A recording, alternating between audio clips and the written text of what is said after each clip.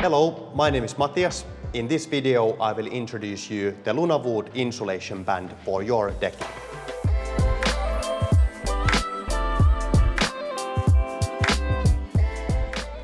In a decking project, the durability starts from the ground up. The subframe of a decking is the backbone of every decking project, and that's why protecting it is essential. That's where the Lunawood insulation band comes in. High-performance tape to create a capillary break between the subframe and the decking board. The insulation band is applied directly onto the joist by peeling off the protective part from the tape.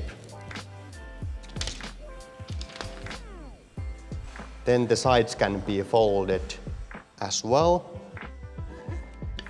to create a perfect capillary break between the subframe and the decking. The insulation band is recommended for Profix 2 and Profix 3 clips or when face fixing from the top.